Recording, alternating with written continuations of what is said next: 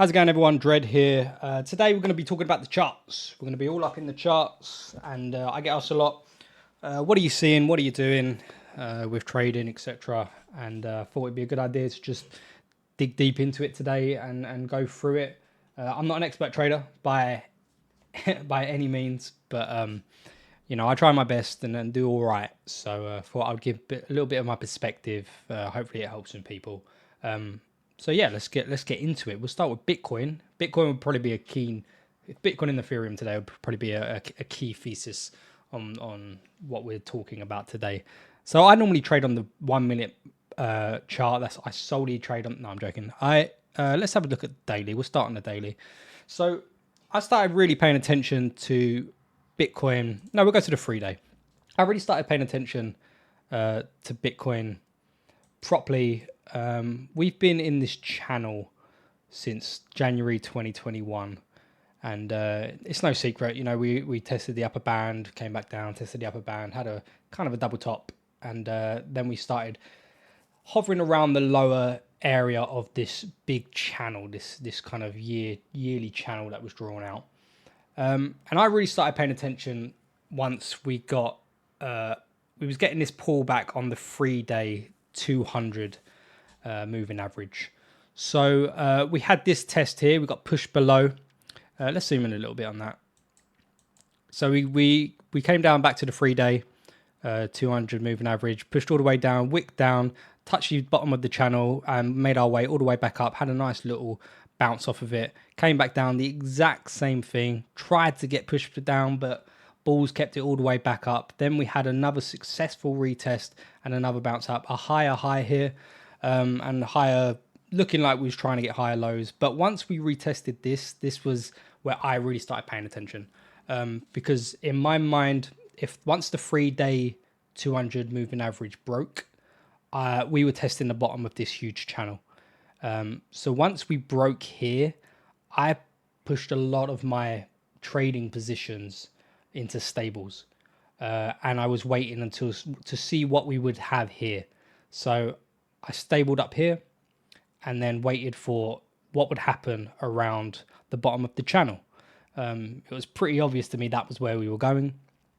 And then we had this huge candle and obviously invalidated the channel. And once we closed below, I had no interest in deploying stables at that point. And I always said, once we break this channel, then the 200 week moving average would be where we was going. And yeah, it was pretty clear.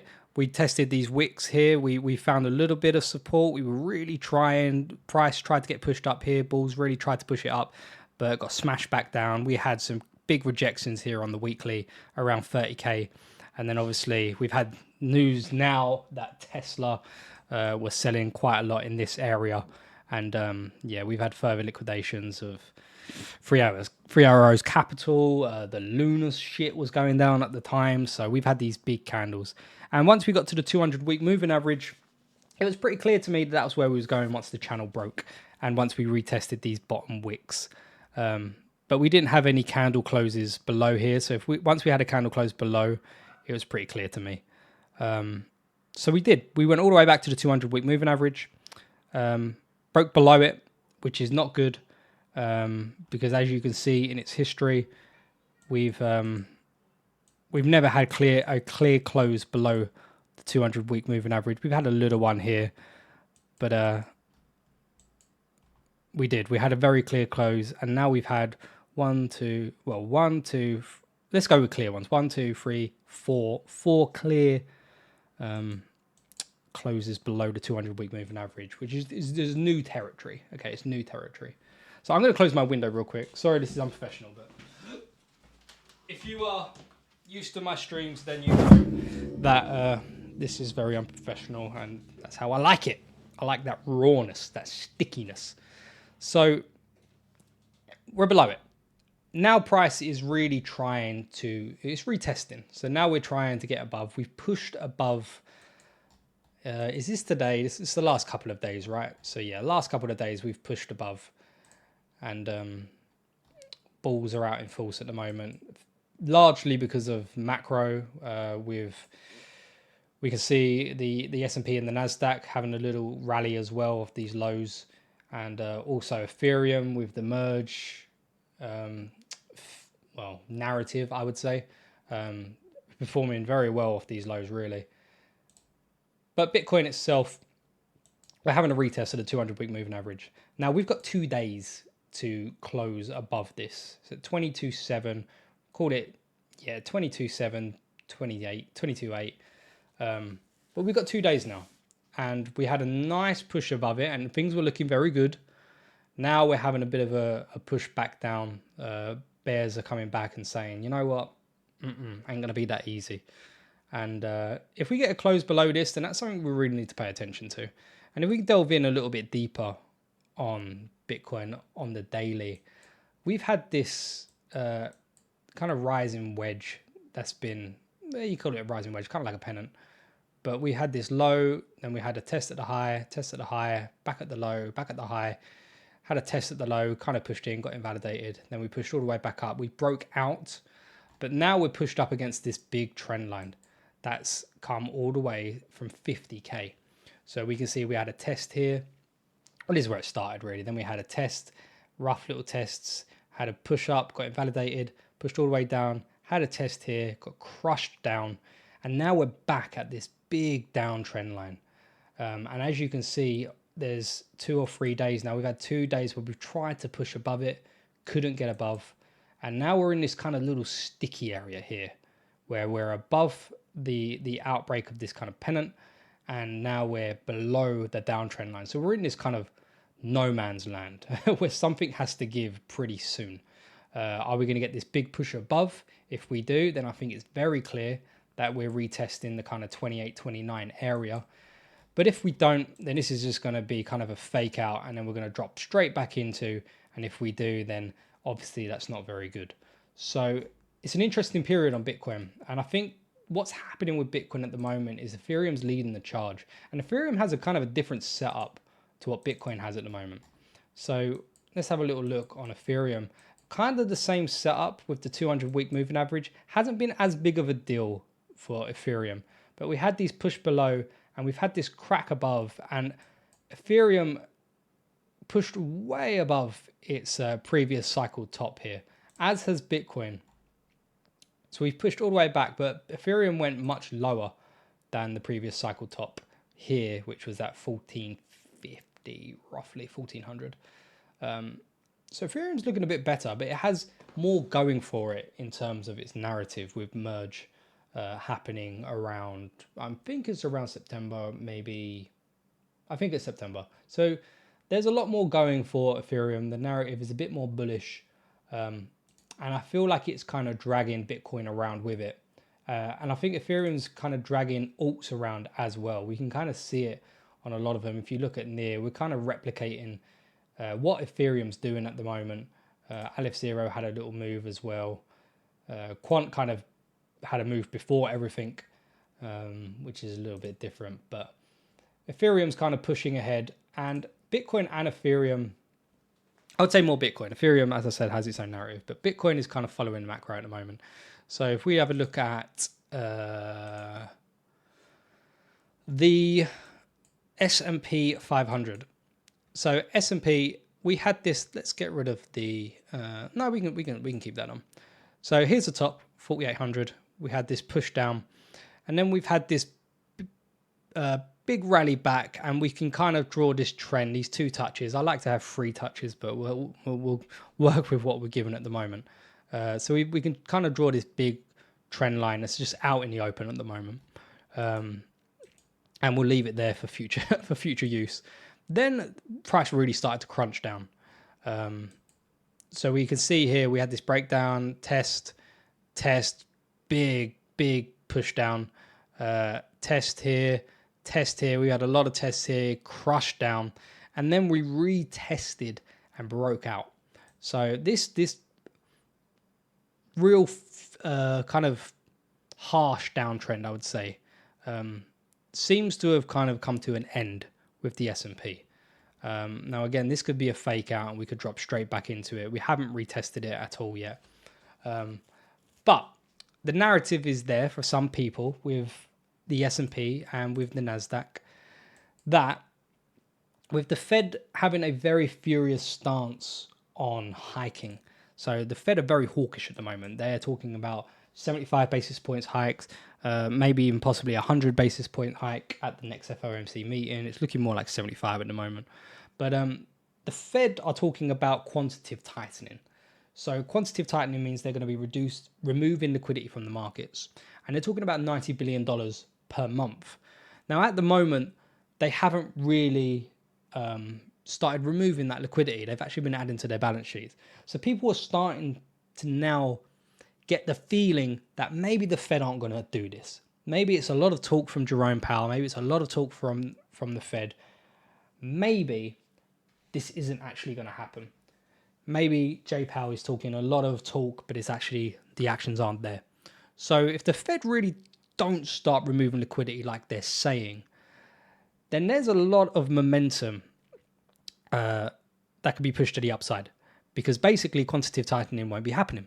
So if it's not happening, then what are they going to do? Are they just going to sit on what they're doing at the moment? Is quantitative easing going to come back? Are they going to have to start printing again? So at the moment, it feels like the markets are calling the bluff of the Fed at the moment. And you can see it in the VIX. So the VIX kind of measures volatility in the markets. So when it's high, it means there is a lot of volatility in the markets, a lot of harsh movements, and uncertainty, I would say. When it's low, it's the opposite. So we've had these down here, means it's very, nothing's really happening in terms of like volatility. It's kind of calm, the waters are calm, and the VIX kind of just chills down at these lower levels. But once we get these spikes up, that's when you don't really want to be in risk assets, and equities are seen as risk assets. So it's always worth keeping an eye on the VIX. And at the moment, you can see where the VIX is kind of low. Volatility is just not there. And you're seeing that a lot of people are just kind of calling the bluff of the Fed. So now the next FOMC meeting is super important, because if Jay Powell and the Fed kind of comes out and they double down on their hawkish stance, and say, look, so 100 basis points is on the table, quantitative tightening, we are going ahead with it in full force, then maybe it'll do one of two things. The market will react and say, okay, maybe they're serious about this. And it will cause the market to kind of back off, and we'll start seeing some downside momentum again. Or it'll be more talk, and the markets will say, we don't believe you. We don't believe you. So maybe we'll see some more upside. But it's really down to the Fed at the moment. The Fed need to kind of prove and follow through on their stance that they're taking. Like, look, we're going to be removing liquidity from the markets, and that's going to have a very detrimental effect to the markets, because the Fed has been pumping a lot of liquidity into the markets over the past 2 years since COVID, and they need to now drain that back out. And you need buyers. You need buyers for that shit. So FOMC meeting, as always, is super important. It's coming up soon. But we've seen the S&P kind of make a nice move here, a nice little rally, and Bitcoin is just kind of following suit. So, yeah, it's kind of in no man's land at the moment. That's kind of how I'm seeing it. There's probably some more technical traders who can really delve deep. I don't like to really go into like the hourlies and the 15 minutes, 30 minutes, all of those sorts of things. I'm just not that good of a trader. I like to step back and look at the bigger picture, and kind of try and play the big swings, because if I can get out, like I said, above 40k, and then I can add anywhere down here. It doesn't matter if I add here at 18k, doesn't matter if I add at 23. I've already saved myself and given myself a lot of room, and saved my portfolio really. So that's why I like to play the big swings. It gives me a bit more wiggle room in terms of getting stuff right or getting stuff wrong, I guess. So yeah, I think it's really, the FOMC meeting is the most important. And look, alts are kind of just following the market. So really, it really comes down to, if you want to know what's happening with alts, you need to look at Ethereum and Bitcoin. Whatever's happening with Ethereum and Bitcoin. And if you want to know what's happening with Ethereum and Bitcoin, you need to look at the equities, and you look at the S&P, and you look at the Nasdaq. And if you want to get a good idea of whether we're in a risk on or risk off environment, you look at the VIX. And you go, I go way into it and look and tell you about yields and stuff like that. But I know there's a lot of newcomers, and I don't want to bog you down too much in this at the moment. Another thing we need to kind of concentrate on is the dollar. So the dollar going higher, like it has been for a long time. Sorry, I'm going to take a cup of tea, a sip of my tea. And with my new microphone, you can hear every little drain, every little sip of that, every little slurp. So, DXY, dollar index. So we've had a huge move in the dollar index in recent times. Since May 2021, we've had this huge rally from 90. Well, you can even go back. We've had this huge rally from 90 all the way up to 109. And we've broke out at this key level at 103, and you can push this level all the way along and see how key this level is. It's very key. And we've had a bit of a nasty wick on the monthly. So expecting a retest of 103 is probable at this time. We've had this, we've had this resistance, and we've had this kind of chill out. We had a kind of a retest here of 103. But then we had a test here, broke back down, but then we had a real push through. We had a retest and we went. But I wouldn't be surprised if we do come back down and retest 103. Give the markets a little bit of a relief. We can kind of see it on this candle. This is not a great candle for the DXY, but we also had it here as well. So I feel like the dollar, the DXY, has a lot more room to move. And when you're talking about how high, I would say, we're looking at like 120. There's really not a lot there. 115, 120. And if that happens, like the euro and the yen, so the DXY is the dollar measured against a select number of currencies, like the euro, like the Japanese yen. So the fact that the euro is going down and getting crushed and the yen is going down and getting crushed means the dollar's rising. And that's what you're seeing. It's a direct correlation here. So you need to keep an eye on what's happening with Europe and Japan. Now, they have some very big catalysts to what can move the markets at the moment. The euro looks terrible. They just raised interest rates to 0% the first time in 11 years. Again, we could go deep into this, and if you want me to, I can do separate videos talking about a lot of this. But the eurozone at the moment looks terrible. They made some terrible decisions. Christine Lagarde doesn't know what the fuck she's doing, in my opinion. And the euro is getting absolutely smashed down, and the dollar is just gaining so much strength. And the same with the Japanese yen. So we've got big catalysts here, and if the dollar goes higher, then you're going to get a lot of emerging markets. You're going to get a lot of less developed countries, like what's happening with Sri Lanka. They're going to start seeing a lot of problems in those countries. Rabid inflation, because they need to print more money because the dollar is worth more and they need dollars. So the dollar, if we start really getting a breakout to 120, then it's going to be bad for equities. It's going to be bad for a lot of these other currencies. It's not going to be a good thing. Dollar strength really is weakness for everyone else. So we need to keep an eye on what's happening with the dollar. It affects what's happening with equities. What happens with equities affects what happens with Bitcoin and Ethereum. And what happens with Bitcoin and Ethereum affects what's happening with your altcoins. The other key thing what's happening with Bitcoin at the moment is if you look at this monthly trend line from all the way back in January 2015, we've had where you can begin to draw it from. We had this test here, then we had the big rally all the way up to 19k, then we came back down, we had the retest here, this was the COVID candle, and we can draw that trend line all the way up, and we're basically back there right now. So a lot of people are pointing to this and saying the bottom's in, because we've already tested, we've never been below this trend line, the bottom is in. and we've never been below it, so it won't happen. And I don't agree with that theory. I don't agree with that thesis. Just because something hasn't happened before doesn't mean it won't happen yet. We've never actually closed so many weeks below the 200 weekly moving average, but we have. So there's always a first. And the thing about Bitcoin, and this is the key thing for me at the moment, Bitcoin likes to move on these 4-year cycles, right? And we've had, limited data, but we can kind of work with it. But Bitcoin is entering a kind of a new era, a new scenario in its history, basically, because Bitcoin's entire history, we can go all the way back to 2009. There's obviously data here that we can't see, but we can go all the way back to 2009, and it's only ever really been tested in a global bullish environment. So we can look at that on here.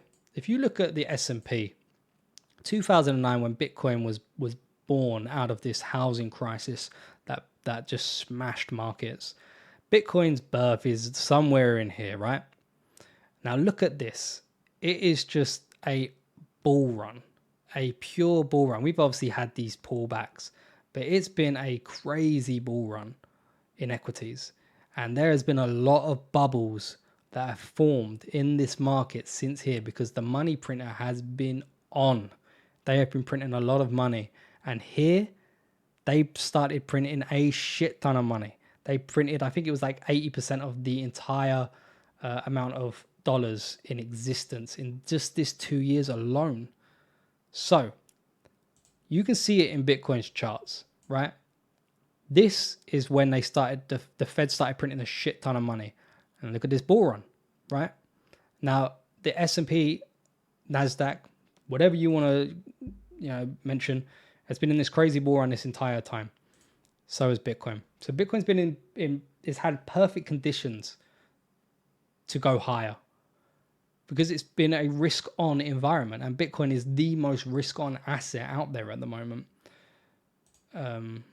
So now a lot of these bubbles are, inflation has gone so crazy, the Fed really have to take action. This is where quantitative tightening is coming from. They're not printing anymore. Obviously, we spoke about that a minute ago. Maybe they are, maybe they're bluffing. But the Fed aren't printing anymore. So now they're actively taking liquidity out of the market. So this bull run is come to an end. Now, Bitcoin has never had to endure a global downturn. Because it's not just the markets, it's inflation, it's war, it's food crisis, it's a supply crisis, it's an energy crisis. Bitcoin is entering uncharted waters in regards to that.